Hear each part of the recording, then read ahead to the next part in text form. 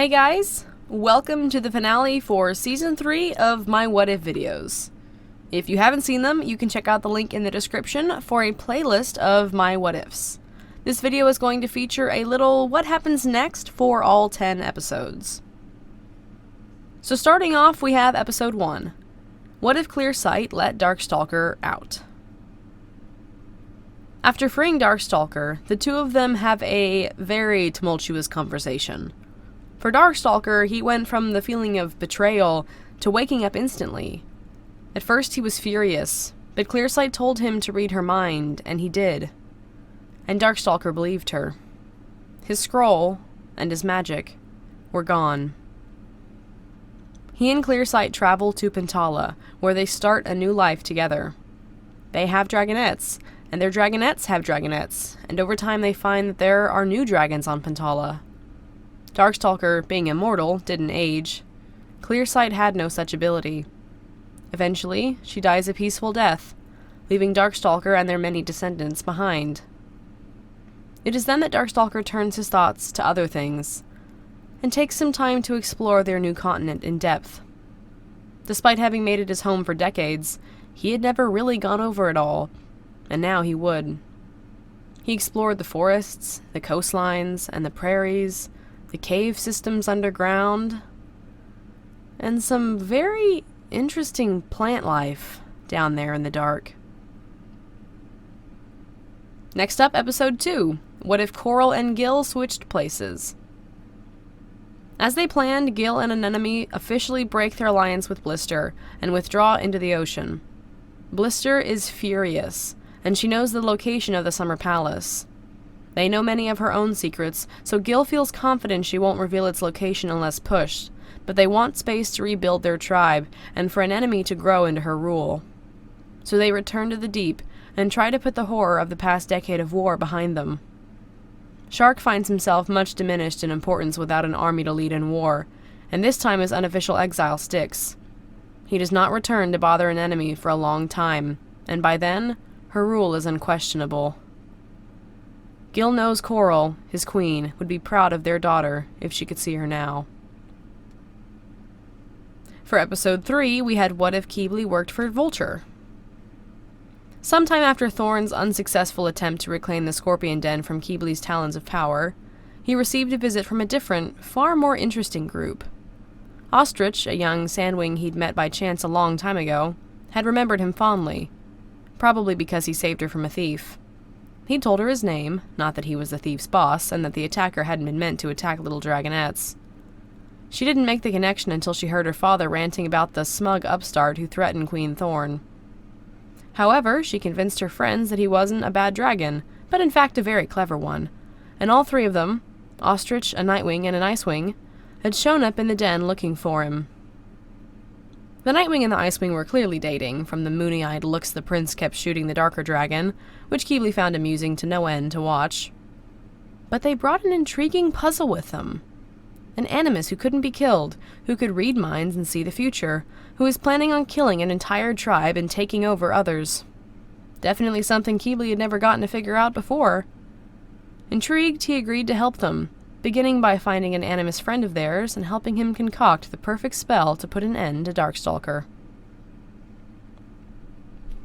Episode 4 was What if Peril took over the Skywings? After Queen Scarlet's betrayal of Peril, which only reminds everyone the length she will go to hang on to her throne, she returns to a life of ease as Queen of the Skywings. Or so she thinks. She is allied with Blister now, and the two of them are quickly stamping out the Icewings and Sandwings now that Byrne's own forces are in uproar. But Queen Scarlet is plagued by constant paranoia, unable to get it out of her head that someone is always plotting against her somehow.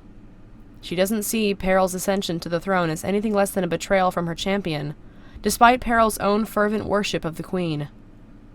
The rest of Scarlet's reign is a particularly horrible time for the Skywings, whom she constantly turns her maddened paranoia on. Next up, we saw What if Orca beat Queen Coral for Episode 5. Clay and Sunny are too shell-shocked to know what to do with themselves at first. Tsunami had attacked them, had killed Glory and Starflight. They left the Sea Kingdom before too long, unable to handle being there with all the bad memories.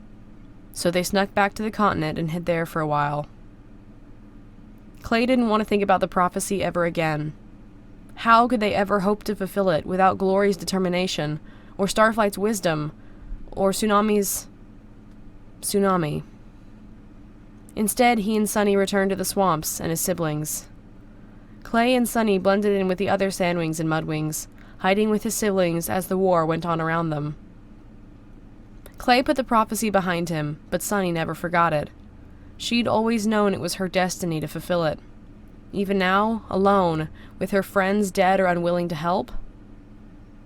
Sunny spent years healing from the horror she'd witnessed in the Sea Kingdom.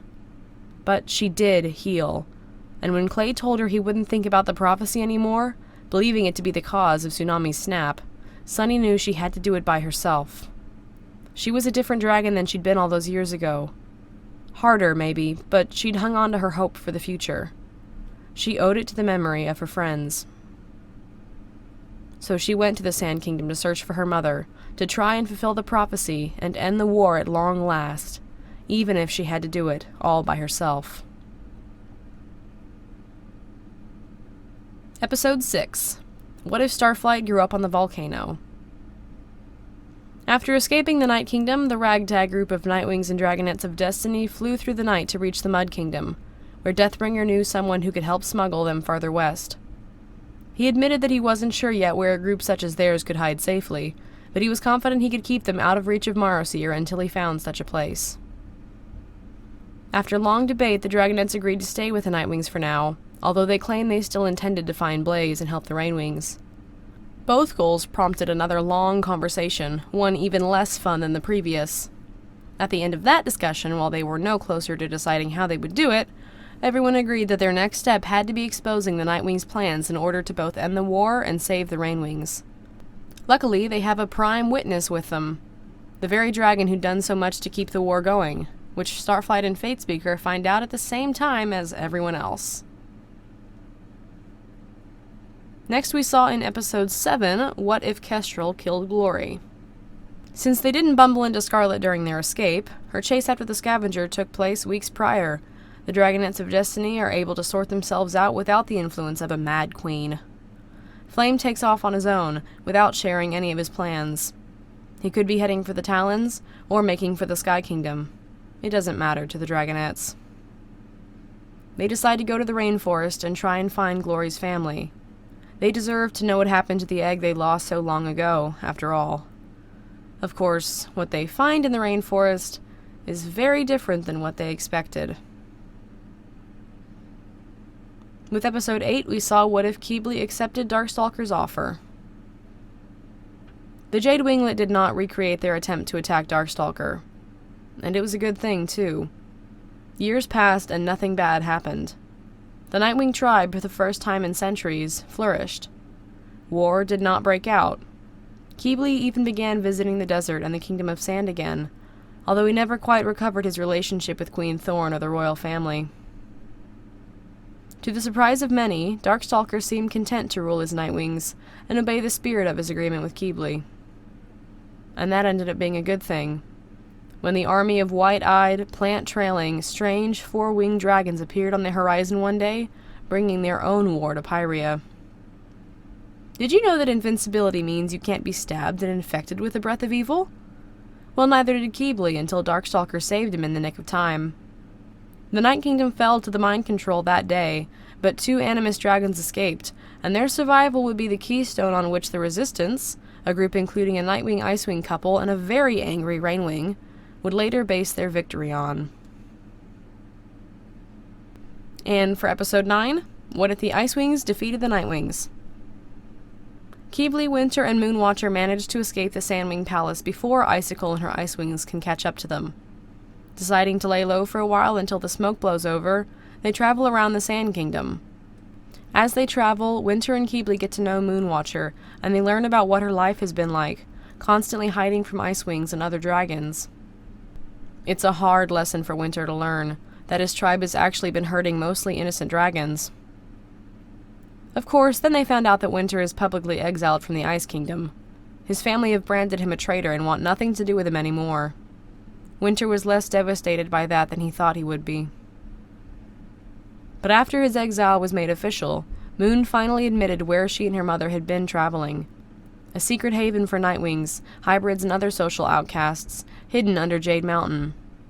Rumor had it that 5 dragons, one of whom was a Nightwing, had worked together to carve out a tiny safe community hidden in the depths of the mountains, where dragons could hide and find kindred spirits. So the 3 of them decided to head there next.